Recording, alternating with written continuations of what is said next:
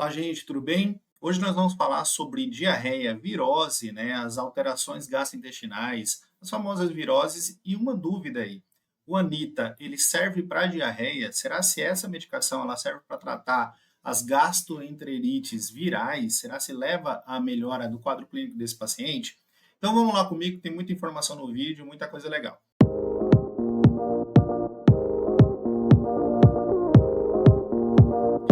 Olá, gente, tudo bem? Eu sou o professor Juarez de Souza, especialista da área de farmacologia, mestre em ciências farmacêuticas, doutor em patologia e doenças tropicais, e a gente vai falar hoje sobre diarreia, as gastroenterites, que são causadas por vírus, especialmente, e eu vou falar sobre as medicações que são utilizadas para tratar esse tipo de patologia.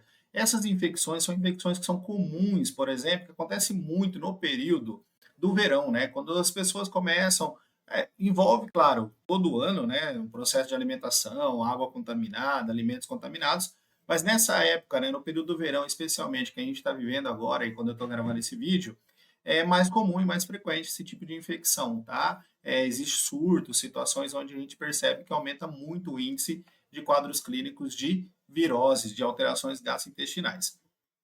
Vamos lá, primeiro entender o que causa esse tipo de problema, né? O paciente ele pode ter diarreia causada, né, por alterações e por infecções que envolvem vírus, por exemplo, rotavírus, né? A gente sabe que até os 5 anos de idade, a grande maioria das pessoas vão ter pelo menos um quadro clínico de diarreia causada por rotavírus. O norovírus também e o adenovírus, que são vírus causadores desse tipo de infecção. E também pode acontecer por infecções bacterianas ou infecções por protozoários, parasitas intestinais.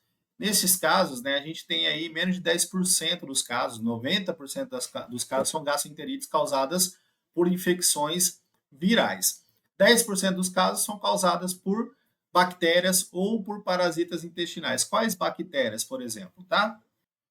Então, as bactérias mais comuns causadoras desse tipo de infecção é Campylobacter, Shigella, Salmonella, conhecida, né, muito conhecida Salmonella, a E. coli, né, a famosa Escherichia coli, e outras que são causadoras. Pode ter também aí infecções gastrointestinais causadas por parasitas, como Giardia, ameba, mas hoje no foco nosso é nas infecções, são nas infecções virais, nas viroses em si, que são 90% dos casos de diarreia. Ponto-chave aqui da história. Quais são os sinais e sintomas que nós devemos ficar atento, tá? O quadro clínico principal é o quadro clínico de diarreia, com náusea e vômito, então normalmente acompanhado de náusea e vômito. E na maioria das vezes, quando você tem esse quadro clássico de diarreia com náusea e vômito, a probabilidade é de infecção viral em praticamente 90% dos casos, ou intoxicação alimentar, que é uma outra situação, onde você tem toxinas que causam esse tipo de alterações, tá? Dor abdominal pode acontecer, uma dor em cólica, todo mundo já passou por isso, provavelmente. Não é uma dor localizada específica, mas é uma dor geral no abdômen e febre, tá? Presença de muco ou sangue sugere infecção bacteriana. Por que eu estou destacando isso? Porque a infecção bacteriana não é tratada por essa medicação que eu vou citar depois, lá no final. Ela é tratada normalmente por antibióticos, antimicrobianos. Eu vou explicar isso também daqui a pouquinho, mas só para entender que se apresentar sangue ou muco, alguma secreção nas fezes, indica uma infecção bacteriana. É uma outra situação clínica onde você pode tratar com antimicrobiano. A diarreia, na maioria das vezes, é aquosa, princípio, né, na grande maioria das vezes, por infecção viral, tá? E grande maioria dos casos não tem necessidade de fazer nenhuma prescrição de antimicrobiano, a utilização de exames adicionais, é mais uma situação clínica, muitas vezes, que o médico vai avaliar e vai comprovar aí o diagnóstico da famosa virose. Os agentes eu já expliquei quais são, né? O rotavírus é um dos principais, o adenovírus e também o norovírus como os agentes mais comuns desses quadros, tá?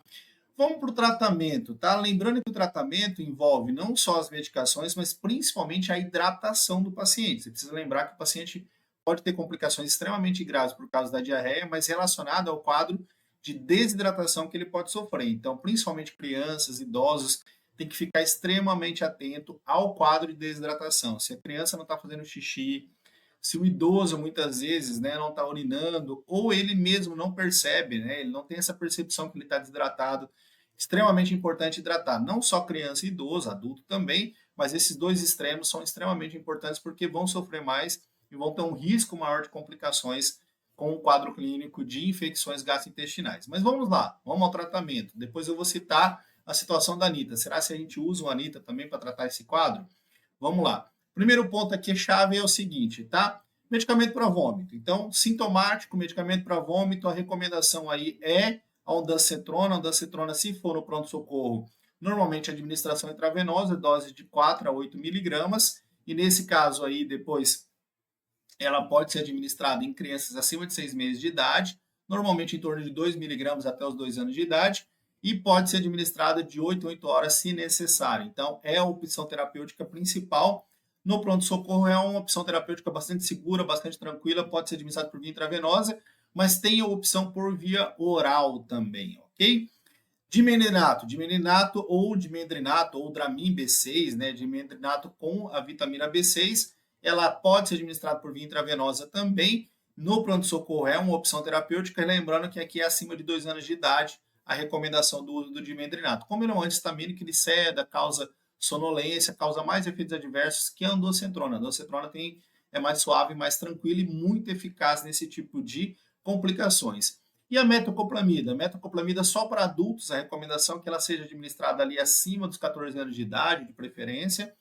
Não deve ser administrada em crianças, né, de um modo geral. Por quê? Porque ela leva a distúrbios extrapiramidais, alterações motoras, distúrbios motores, alterações de controle motor, que é uma alteração que assusta bastante, então a recomendação é que ela não seja administrada nessa faixa etária, mas pode ser administrada acima dessa faixa etária que eu citei para vocês. Aqui eu estou citando o pronto-socorro porque normalmente a administração é por via intravenosa.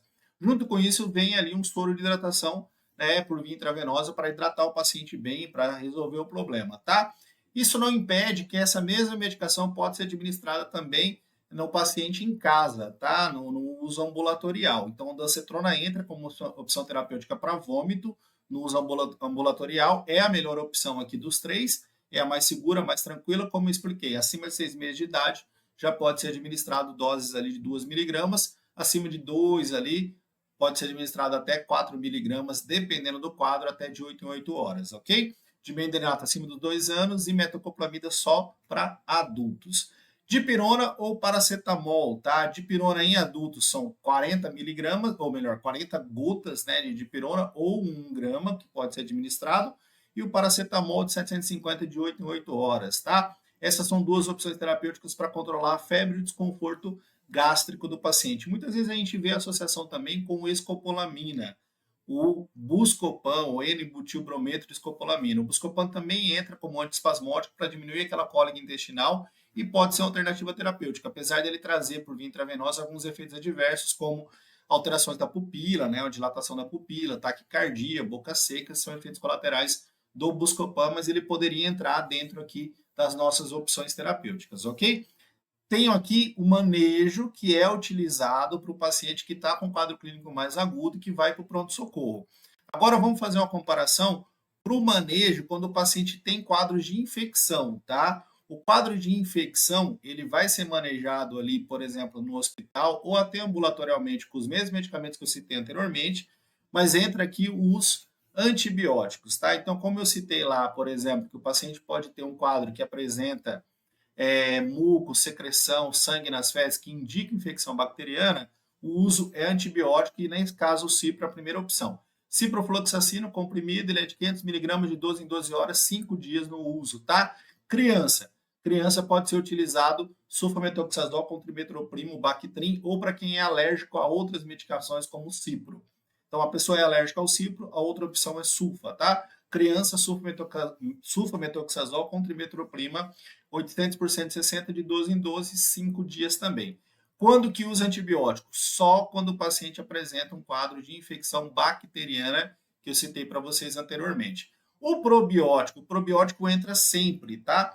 Floratil, Repoflor, eu usei o exemplo do enterogermina aqui. Por que o probiótico é importante? Porque ele vai repor aquela flora intestinal que está sendo destruída, muitas vezes, no quadro de infecção. Então, nesse caso aqui, o Floratil é de 400 ou de 200, pode ser utilizado 2 comprimidos de 200 ou 400 miligramas, de 8 em 8 horas, também por 5 dias. A enterogermina tem uma outra administração, normalmente é um flaconete ao dia, mas pode ser administrado um volume maior para substituir ou para ajudar na recomposição dessa flora intestinal. Entra medicamento para vômito? Entra novamente hidratação oral. Hidratação é extremamente importante, isso não muda. Hidratação entra de qualquer forma em todas as situações de quadro clínico de diarreia ou vômito, tá? Ondansetrona, como eu já falei, é a melhor opção. Via sublingual ainda fica melhor ainda porque ela é mais rápida, mais efetiva. Hoje nós temos aquele papelzinho que é o Ondif, tá? Que ele vem no formato de papel, coloca em cima da língua, a língua absorve, né? A boca absorve a medicação e ele vai fazer um efeito extremamente rápido. No adulto, aqui, a ondansetrona entra com 8 miligramas de 8 em 8 horas, em crianças entra 4 e crianças menores 2 miligramas de 8 em 8 horas, se necessário. Mas vamos responder a nossa pergunta inicial, já falei de todo o tratamento. Você sabia que a Anita, tá, ou a nitazoxanida, ela tem a capacidade de matar o vírus que causa essa diarreia, por exemplo, rotavírus, tá? Ou, por exemplo, o norovírus. Exatamente isso. Então, a nitazoxanida, ela é realmente um agente que tem essa capacidade de destruir esses agentes, destruir esses vírus, tá? São pouquíssimos medicamentos que têm esse efeito sobre esses tipos de vírus que causam infecções gastrointestinais. Então, ela não é só antiparasitária. A gente pode descrever ela aqui para ser utilizada como antiparasitário, como está descrito nas outras indicações clínicas, mas nesses casos aqui de rotavírus ou norovírus, ela tem uma ação efetiva. Por que a gente não vê muito uso do Anita para essas funções? Uma das explicações é porque é uma doença benigna, uma doença que tem uma limitação, uma doença autolimitada. Então, normalmente, com 5 dias, o paciente melhora do quadro de infecção e do quadro de diarreia. Então, o vírus vai ser eliminado pelo próprio organismo do paciente, sem a necessidade de tratar com medicamento antiviral.